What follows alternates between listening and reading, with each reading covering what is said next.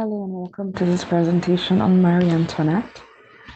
In preparing for this, I read two books. I read Marie Antoinette, Portrait of an Average Woman, written by Stephen Zweig, and I also read Louis and Antoinette, written by Vincent Cronin. I've lent out both copies of the book, so I don't have them to show, but I'll leave the titles under the event description. This is not an attempt to launder the reputation of Marie Antoinette, but just give a fair representation of her life story. And I will not focus too much on the French Revolution, just to expedite things. So let's talk about Marie Antoinette. She was a Habsburg princess. Their family motto was Bella Gérante Ali to Felix Austria Nube, translated as, let others wage war, thou happy Austria marry. And the Habsburg did. They got married off a lot all over Europe in peace treaties. Marie Antoinette's mother had 16 children. Okay, I need to share my screen now.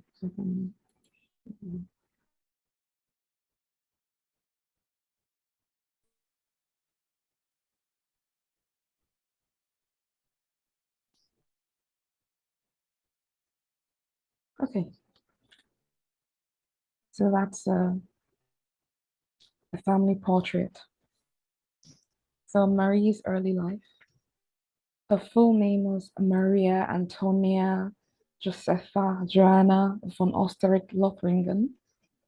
She was born on November 2nd, 1755, at the Kaiserhof, the palace, the Hofburg Palace, which was the seat of power for the Habsburg dynasty. And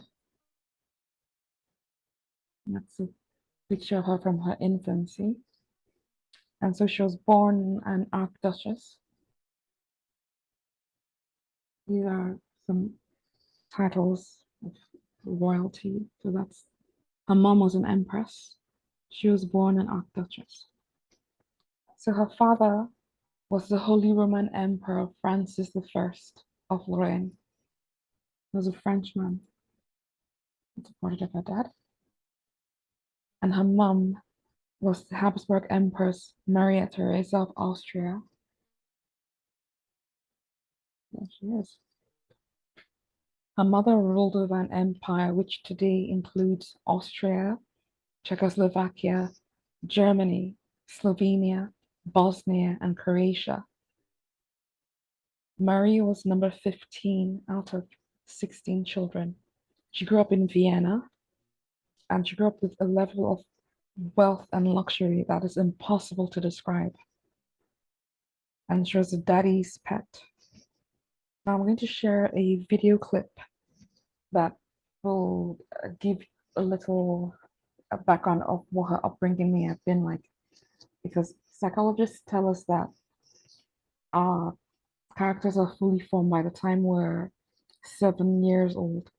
And so let's see the kind of household that Marie Antoinette grew up in.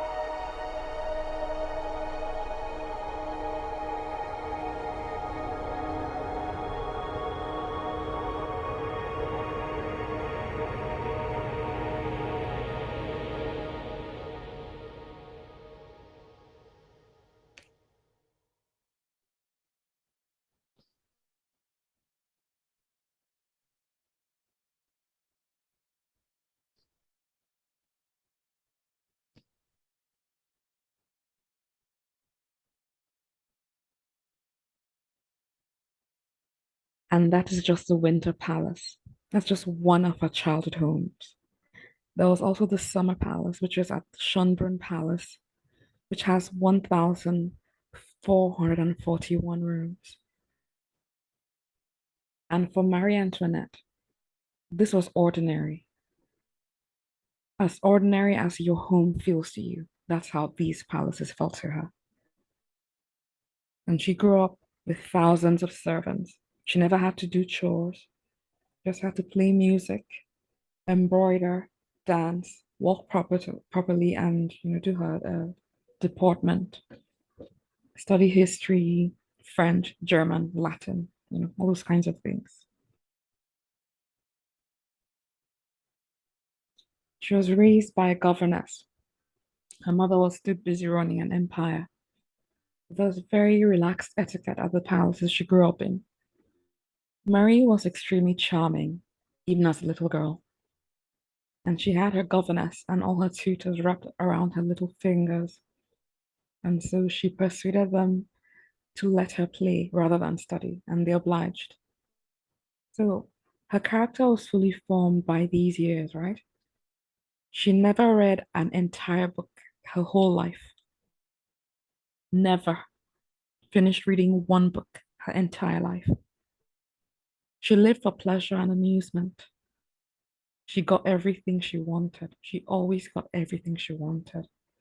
She hated any serious topics, and her eyes would glaze over if anyone started discussing anything too serious. With Marie, if you wanted her to learn anything, then you had to make it entertaining. And she was actually a very bright person, but she was reluctant to apply herself because she never needed to. Later in life, almost all the statesmen she met said the same thing about her. That she was really brilliant, but she just didn't apply herself. She lacked ambition because what did she need ambition for? She was daddy's little girl, and her father died when she was just 9 years old. Broke her. Abby Vermont, her tutor when she was 12 years old, says this about her, quote, "She is more intelligent than has been generally supposed. Unfortunately, up to age 12, she has not been trained to concentrate in any way. Since she's rather lazy and extremely frivolous, she's hard to teach." End quote. Even though her father was French, she barely spoke any French. She didn't know how to read or write in French or German. She knew nothing about French culture or French etiquette. The etiquette at home in Vienna was very relaxed. It was very a laid back environment they grew up in. Part of her dancing as a child. They're a very close knit family, so a very relaxed etiquette at home. And meanwhile, her mother and King Louis XV of France had been negotiating their marriage for years. In 1748, a peace treaty had been signed between France and Austria to end a war that had lasted 150 years. And as part of that agreement, one of the Empress's daughters was going to have to marry the Dauphin of France as the heir to the French throne. Some of Marie Antoinette's older sisters had died from smallpox, and one was very badly scarred. And so all of her older sisters, there wasn't any that was available. And so Marie was chosen when she was 11 years old to marry the Dauphin of France. In 1769, when she was about 13, 14 years old, that was when the King of France formally demanded Marie Antoinette for his grandson, the Dauphin. And he was only a year older than Marie Antoinette. And so it was at this time that Marie Antoinette's mom, the Empress, discovered that her daughter had been playing truant. And that's when she discovered just how ignorant Marie really was. And so began the crash course in French language and elocution, dance, history, and etiquette, because the wedding had been set for 1770. And so this immature, shallow teenager was expected to suddenly learn all this within a matter of months because her wedding was set for the following year, right? And so she got special tutors. Her mother even took her on pilgrimage to Mariazell in Austria. It was too late. Empress Maria Theresa was terrified to send Marie to France. She wrote down a list of rules and regulations and made Marie Antoinette swear to read them once every month. She sent a private letter to King Louis XV begging him to understand that Mary was only 14 and to bear with her. And so while everyone else was rejoicing, her mom was reportedly uh, going to church to beg God to prevent a disaster. She knew her daughter. And so 1770 came around and it was time for Marie's weddings. So both kingdoms tried to outdo each other in the lead up to the wedding. King Louis XV had two luxury carriages specially built in Paris, which were going to be sent to Vienna to pick Marie up. They were built from rare woods. They were coated with glass, lined with satin, lavishly adorned with gold crowns and precious stones and beautiful paintings on the inside.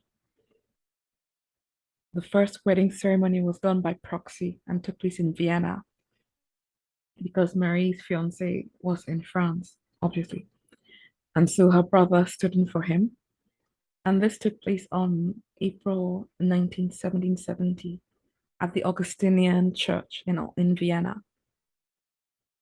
She renounced all her Austrian rights, and there was a full military review with various parties and balls and receptions all over Vienna for days and days. Her mother went all out, bought all the best silks, diamonds, golds, pearls, and so on. And so it was after this first wedding by proxy that she was going to leave for France. The two luxury carriages arrived. Each one was pulled by 6 horses. Equestrians called this six in hand.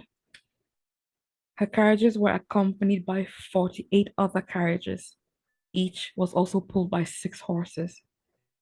When she was leaving Austria, she was accompanied by knights, maids of honor, foot soldiers, laundresses, doctors, cavalrymen, priests, secretaries, and 117 bodyguards.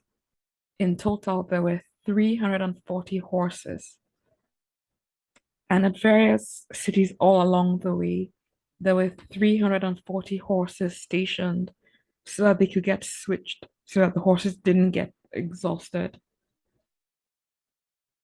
And at each stop, when they stopped to get fresh horses, there were more celebrations and receptions at all those towns. And so here's this 14-year-old girl who hasn't even left Austrian soil yet. And then there's this huge fuss done, at her wedding. If you were 14 years old and this kind of fuss was made about you, how do you start to think of yourself? So she left Vienna on April 21st, 1770. And then she got to the border between France and Germany for the official handover ceremony on May 7th. So there was a small island between both kingdoms, and this was seen as neutral ground. So a better place for the hand of ceremony. A special building had been constructed for the occasion. And so the idea was that Mary would go in through one door as an Archduchess of Austria, and she was going to leave everything Austrian behind her. And then she would emerge on the other side as the Dauphiness of France. And so she removed everything she was wearing down to her hairpins, and she left everything behind her. And then she was immediately dressed in French clothes. She broke down and wept. She wasn't even allowed to take her pet dog with her. And so after they dressed her up in French clothes, she walked into the next room where the French delegation was waiting to welcome her onto French soil. She was handed over to the highest ranking French official. The marriage contract was read out loud, and then she walked into France, surrounded by all the bluest blue bloods of the French aristocracy. She broke down and cried again and fell into the arms of her new lady in waiting.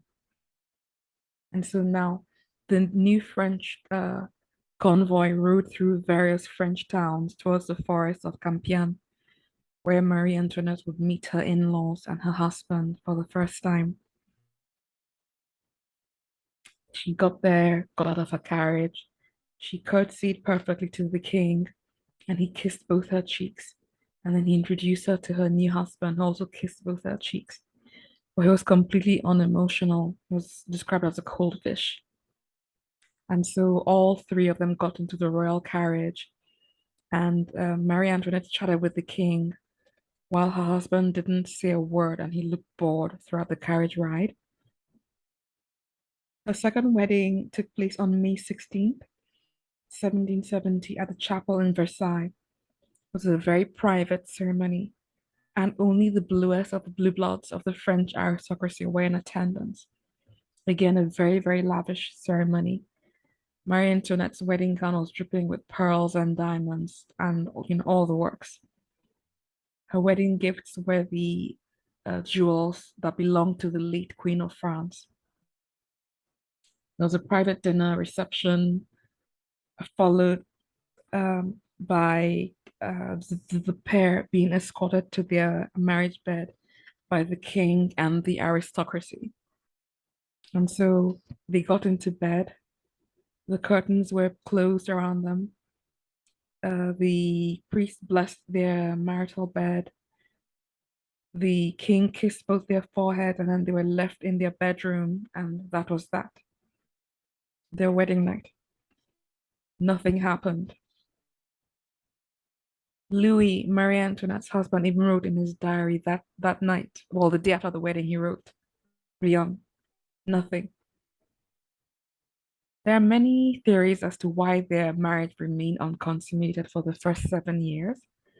Some say that it was inexperience, and some say that Louis was impotent.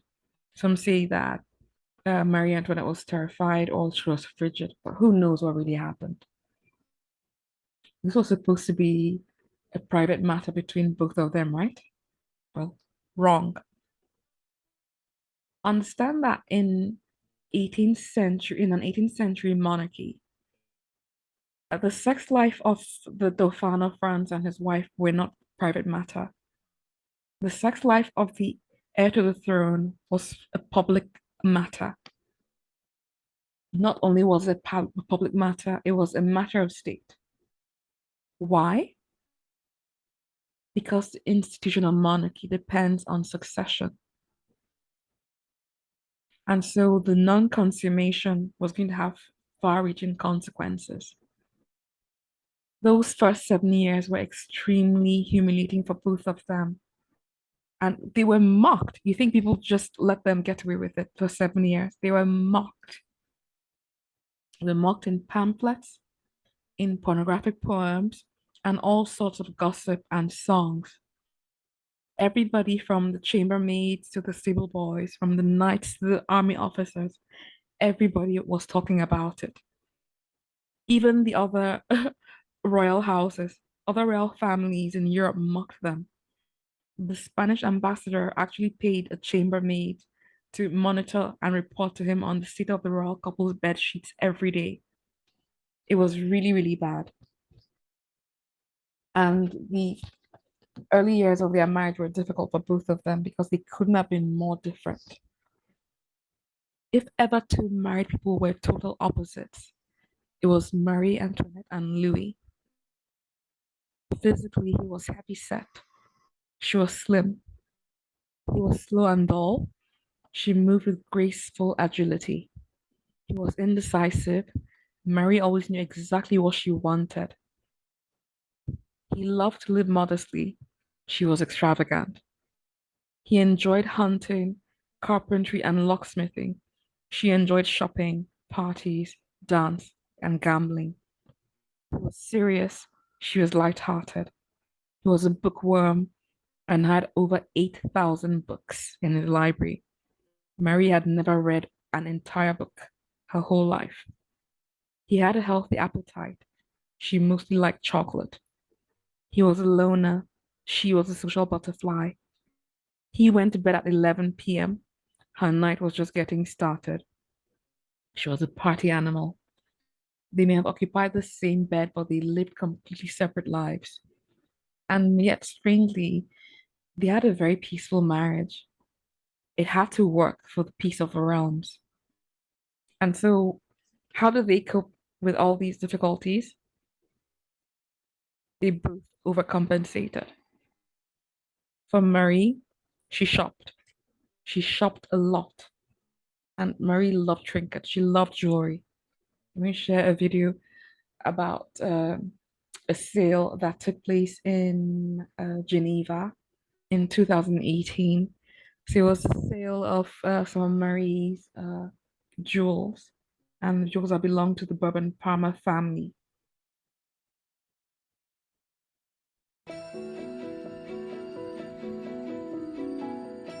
The Bourbon Parma collection is very, very special.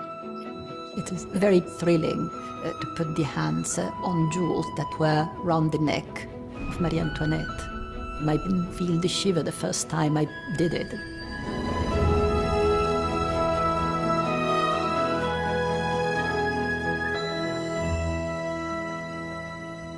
The Bourbon Parma family were connected with royalty in Spain, France, Italy, and Austria, and amassed jewels of exquisite taste and of huge historic importance.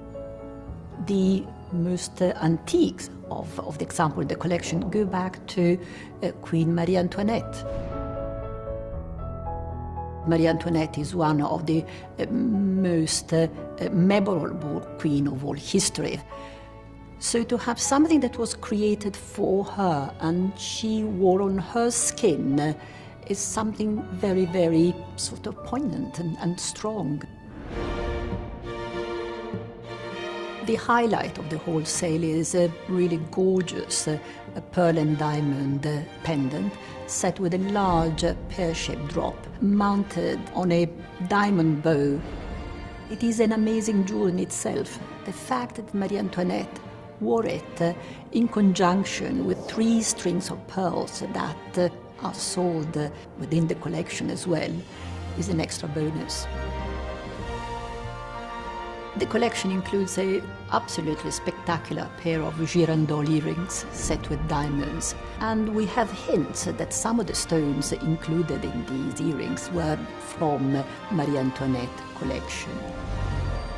And there is a tiny little pocket watch in gold enamel and pearls. She would have worn it on a belt, so something that really sat next to her and she consulted on a regular basis. There are also some very, very personal jewels. There is a fantastic little ring under the monogram MA for Marie Antoinette set with diamonds. There is a lock of Marie Antoinette hair.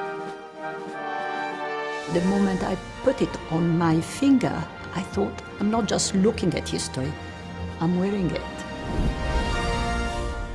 Of course, the collection keeps on growing. Every different generation adds to it.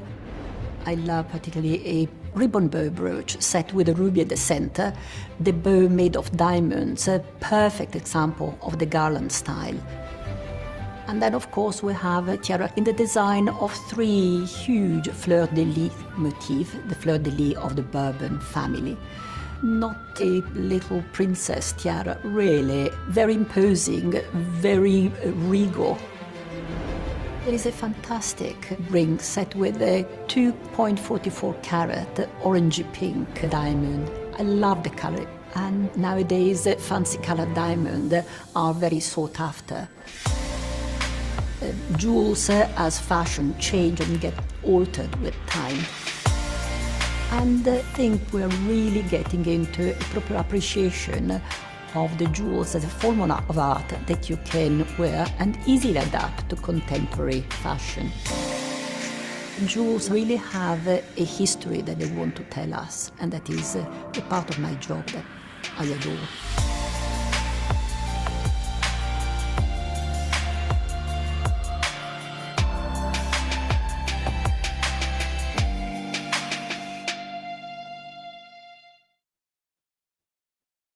So the first 3 years when she was in France, she wasn't allowed to visit Paris. She had been asking and asking him, but they wouldn't let her go. And so in 1773, Marie went to the king and personally asked him. So he agreed, and an official date was set, June 8th, 1773. As a side note, after she got the permission of the king, Marie and her husband and his brother actually all snuck into Paris before the 8th of June, but they wore masks and they went to an opera ball. Anyway, so on June 8th, when she was going to have her official visit to Paris, she got into the carriage with her husband and they set off. And she received the reception of a rock star.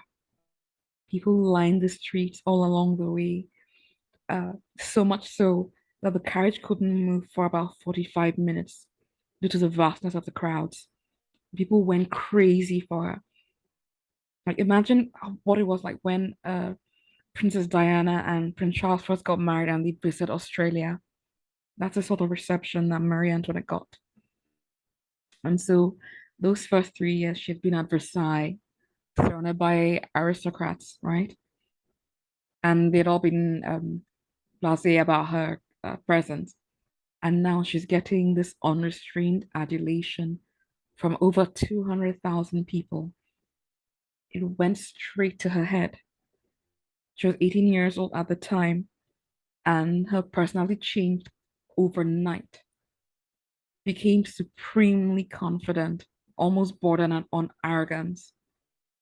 The dragon had been unleashed. From that day on, and for the next 20 years, she went to Paris 2 to 3 times every week, whether it was shopping or parties or mass balls. Mass balls were her favorites because she thought she was going incognito. Everybody knew who she was, but they played along with her. And so she flirted with as many men as she wanted, bought makeup, expensive dresses, jewelry, all those ridiculous hairstyles that she was known for. She was already a spoiled child and she was addicted to pleasure. And around this time, since her husband wasn't giving her much attention, she fell in love with herself. Of course, she deserved all the adulation. Of course, she deserved all the admiration of all the people.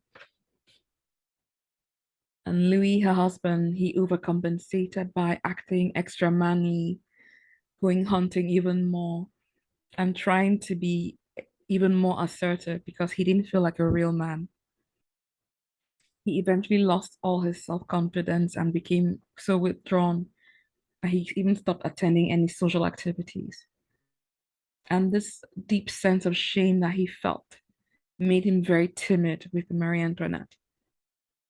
He hated how loud and frivolous she was, but he couldn't dare to be assertive with her or reprimand her. And so he went the opposite way and he gave in and gave her everything she wanted. And unfortunately, this set the pattern for the power dynamics that would continue for the rest of their marriage. Because even after he became king and she had children, these were the same power dynamics that they had. And the state of their marriage also set other dangers in motion. Because Marie Antoinette was suspected of having affairs and orgies with everything that moved. And these rumors started around this time and would continue far into the future. And Louis' brothers were both actually happy about the situation because they saw it as an opportunity for them to take the throne. Because if the marriage failed to produce any heirs, then the crown will pass on to them. And so they helped with the rumor spreading. So imagine their anger after 7 years of hard work when she finally gave birth. So now, Marie Antoinette was aware that she was the highest ranking woman in France, and yet she was still a teenager. So it was a confusing time for her. One minute she was being treated like a future queen, and the next minute she was being berated like a child. She was still taking lessons like a schoolgirl, but also expected to behave with the dignity of her title. She was always surrounded by older, serious people, and yet she wanted to be around younger people. And so sometimes she played with her husband's younger brothers. She was once caught sitting on the floor at the palace, playing with the maid's children. She was so lonely. She'd grown up in a very relaxed royal court, and now at Versailles, etiquette was just too confining for her. And she was a bit of a rebel and a tomboy. She even formed her own girl squad among the younger noble ladies. She nicknamed her lady in waiting as Madame Etiquette because she was constantly reminding Marie of what rules she was breaking, even something as simple as a yawn or a giggle. And everything she did was watched, not just by the courtiers, but also by the Austrian ambassador. He had her servants spying on her, and he reported everything she did to her mum. Everything. Everything she wore, everything she said, everything she read. She had zero privacy. Zero. As she said about this, I washed my hands and put on my rouge in front of the whole world. And her mother sent letter after letter, either berating her for something she had done or not done, or advising her. Her mother really wanted the marriage to work. It was imperative that it work. So Marie committed a bit of a diplomatic faux pas because she got involved in palace gossip and she hated Madame du Barry. Madame du Barry was the current king's mistress, and Marie Antoinette would just look through her like she was made of glass. Madame du Barry was a former prostitute, but she was now the de facto queen of France, unofficially, of course. She controlled the king, and so she granted favors and appointments to the nobles. Everybody had to go through her to get what they wanted. Officially, du Barry held no rank, and she could not speak to Marie Antoinette unless Marie spoke to her first. And so Marie took advantage of this and would just completely blank Madame du Barry. It took a lot of work, but Marie was eventually intimidated into talking to Madame du Barry, and it really angered Marie because she felt it was beneath her dignity to talk to this woman. And so it's suspected that Madame du Barry may have played a hand in also spreading rumors about Marie Antoinette, but it's debatable. Can't really tell.